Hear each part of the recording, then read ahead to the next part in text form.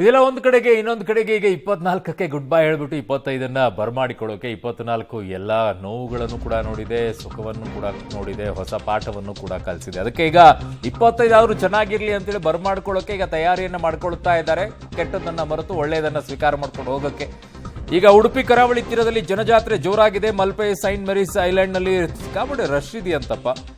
Speed boat banana ride ನಲ್ಲಿ ಮಜಾ ಮಾಡ್ತಾ ಇದ್ದಾರೆ. ಲಕ್ಷಾಂತರ ಪ್ರವಾಸಿಗರನ್ನ ಬರಮಾಡಿಕೊಳ್ತಾ ಇದೆ. ಈಗ ಉಡುಪಿ ಕರಾವಳಿ ಭಾಗಗಳಲ್ಲಿ ವಿಪರೀತವಾಗಿ ಹೆಚ್ಚಾಗ್ತಾ ಇದೆ ಜನ. ಸೊ ಹುಷಾರಾಗಿರಿ, ಹೆಚ್ಚು ಕಡಿಮೆ ಅದು ಇದು ಮಾಡಿಕೊಂಡು 25 ಒಂದು ರೀತಿಯಾಗಿ ಮತ್ತೆ ಕೆಟ್ಟದ್ದೇ ಬರಮಾಡಿಕೊಳ್ಳೋ ರೀತಿಯಲ್ಲಿ ಆಗೋದು ಬೇಡ. ಸೊ ಹೋಗಿ ಎಂಜಾಯ್ ಮಾಡಿ ಚೆನ್ನಾಗಿ, ಎಷ್ಟು ಇರಬೇಕು ಅಷ್ಟು ಲಿಮಿಟೇಷನಲ್ಲಿ ಎಂಜಾಯ್ ಮಾಡ್ಕೊಂಡು ಖುಷಿಯಾಗಿ ಬನ್ನಿ, ಚೆನ್ನಾಗಿರಲಿ. ಹೊಸ ವರ್ಷವನ್ನ ಬರಮಾಡಿಕೊಳ್ಳೋದಕ್ಕೆ ಜನ ಸಿದ್ಧ ಆಗಿದ್ದಾರೆ.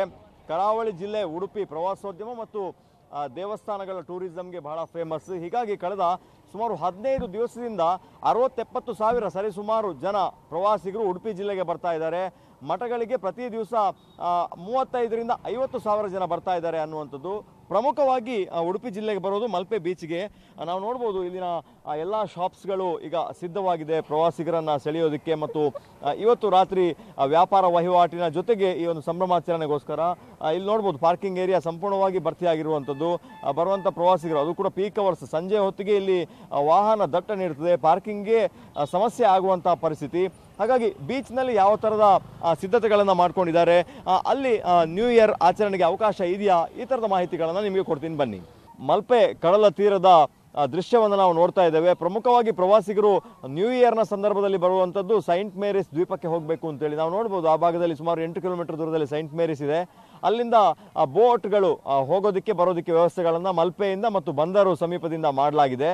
ಅದರ ಜೊತೆಗೆ ಬೇರೆ ಬೇರೆ ವಾಟರ್ ಸ್ಪೋರ್ಟ್ಸ್ಗಳಿದೆ. ಪ್ರಮುಖವಾಗಿ ಗಮನ ಸೆಳೆಯುವಂಥದ್ದು ಫ್ಲೋಟಿಂಗ್ ಬ್ರಿಡ್ಜ್ ಇದೆ. ಆ ಫ್ಲೋಟಿಂಗ್ ಬ್ರಿಡ್ಜಲ್ಲಿ ಅಂದರೆ ಸಮುದ್ರ ಯಾವ ಥರ ನರ್ತಿಸ್ತದೆ ಅದನ್ನು ನೋಡೋದಕ್ಕೆ, ಅದರ ಒಂದು ಅನುಭವವನ್ನು ಪಡ್ಕೊಳ್ಳೋದಕ್ಕೆ ಫ್ಲೋಟಿಂಗ್ ಬ್ರಿಡ್ಜ್ನ ವ್ಯವಸ್ಥೆಗಳನ್ನು ಮಾಡ್ಕೊಂಡಿದ್ದಾರೆ. ಇದಕ್ಕೆ ಸೆಕ್ಯೂರಿಟಿಗಳನ್ನು ಕೂಡ ಹೆಚ್ಚುವರಿಯಾಗಿ ನೇಮಿಸಿರುವಂಥದ್ದು. ಎಲ್ಲ ಅದನ್ನು ಚೆಕ್ಕಿಂಗ್ ಮಾಡಿಕೊಂಡು ಮಧ್ಯಾಹ್ನ ಮೇಲೆ ಸಂಜೆ ಬರುವಂಥ ಪ್ರವಾಸಿಗರಿಗೆ ಯಾವುದೇ ಸಮಸ್ಯೆಗಳು ಆಗಬಾರ್ದು ಅನ್ನುವಂಥ ಹಿನ್ನೆಲೆ ಈ ಥರದ ವ್ಯವಸ್ಥೆಗಳನ್ನು ಮಾಡಿದ್ದಾರೆ. ಅದರ ಜೊತೆಗೆ ಬೇರೆ ಬೇರೆ ವಾಟರ್ ಸ್ಪೋರ್ಟ್ಸ್ಗಳಿರ್ಬೋದು, ಬೀಚ್ನಲ್ಲಿ ಜೆಟ್ ಸ್ಕೀ ಇರ್ಬೋದು, ಅದರ ಜೊತೆಗೆ ಆ ಭಾಗದಲ್ಲಿ ಓಡಾಟ ಮಾಡುವಂತಹ ಎಲ್ಲ ಅವಕಾಶಗಳನ್ನು ಮಾಡಿಕೊಂಡಿದ್ದಾರೆ. ಸಾವಿರಾರು ಸಂಖ್ಯೆಯಲ್ಲಿ ಪ್ರವಾಸಿಗರು ಬರುವ ಹಿನ್ನೆಲೆಯಲ್ಲಿ ಜಿಲ್ಲಾಡಳಿತ ಮತ್ತು ಪ್ರವಾಸೋದ್ಯಮ ಇಲಾಖೆ ಹೆಚ್ಚುವರಿ ಲೈಫ್ ಗಾರ್ಡ್ಗಳನ್ನು ಕೂಡ ನೇಮಕ ಮಾಡಿರುವಂಥದ್ದು ಮತ್ತು ಈಗಾಗಲೇ ಇನ್ಸ್ಟ್ರಕ್ಷನ್ಗಳನ್ನು ಕೊಟ್ಟಿದ್ದಾರೆ, ಎಲ್ಲಿ ಸಮುದ್ರದಲ್ಲಿ ಆಡಬೇಕು ಆಡಬಾರ್ದು ಅನ್ನುವಂಥದ್ದು. ಈ ಥರದ ಬೇರೆ ಬೇರೆ ವ್ಯವಸ್ಥೆಗಳನ್ನು ಮಲ್ಪೆಯಲ್ಲಿ ಮಾಡಿದ್ದಾರೆ. ಸುಮಾರು 60-70 ಸಾವಿರ ಜನ ಪ್ರತಿ ದಿವಸ ಇಲ್ಲಿ ಫ್ಲೋ ಆಗ್ತಾ ಇದೆ.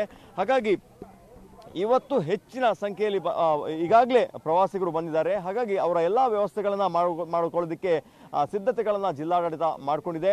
ರಾತ್ರಿ 10ರವರೆಗೂ ಕೂಡ ಲೌಡ್ ಸ್ಪೀಕರ್ ಮಾಡಿ ಸಂಭ್ರಮಾಚರಣೆಯನ್ನು ಮಾಡ್ಬೋದು. 12:30ಕ್ಕೆ ಎಲ್ಲ ಸೆಲೆಬ್ರೇಷನನ್ನು ನಿಲ್ಲಿಸಬೇಕು ಖಾಸಗಿಯಾಗಿ ಅನ್ನುವಂಥದ್ದು. ಆದರೆ ಬೀಚ್ನಲ್ಲಿ ಪರ್ಟಿಕ್ಯುಲರ್ ಆಗಿ ಯಾವುದೇ ಸಂಗೀತ ಕಾರ್ಯಕ್ರಮ ಆಗಿರ್ಬೋದು ಅಥವಾ ಸಾರ್ವಜನಿಕರು ಜಮಾಯಿಸುವಂತಹ ಯಾವುದೇ ಒಂದು ವ್ಯವಸ್ಥೆಗಳನ್ನು ಮಾಡಿಲ್ಲ. ಜನ ಬಂದು ಪರ್ಚೇಸ್ ಮಾಡಿಕೊಂಡು ಬೀಚನ್ನು ಸುತ್ತಾಡಿಕೊಂಡು ಓಡಾಡಬಹುದು ಅನ್ನುವಂತಹ ಮಾಹಿತಿಗಳು ಮಾತ್ರ ಉಡುಪಿಯಿಂದ ಲಭ್ಯ ಆಗ್ತಾ ಇರೋದು. ಕ್ಯಾಮರಾ ಪರ್ಸನ್ ಚೇತನ್ ಜೊತೆ ದೀಪಕ್ ಜೈನ್, ಪಬ್ಲಿಕ್ ಟಿವಿ, ಉಡುಪಿ.